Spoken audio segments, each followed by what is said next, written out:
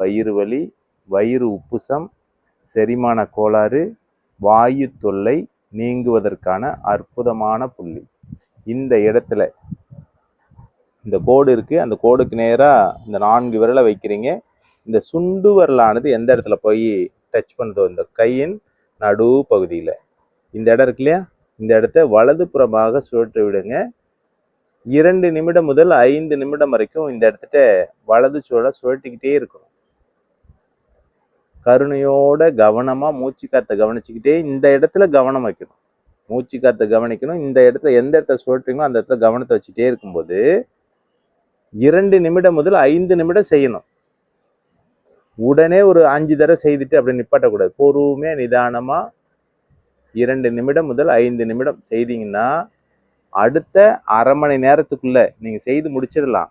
அடுத்த அரை மணி நேரத்துக்குள்ளார உங்களுடைய வயிறு சம்பந்தமான எல்லா வலிகளும் சிக்கல்களும் படிப்படியாக குறைஞ்சிடும். சிறப்பான புள்ளி, பயன்படுத்தி பாருங்கள். நன்றி, மகிழ்ச்சி. வாழ்க வளமுடன். குருவே சரணம்.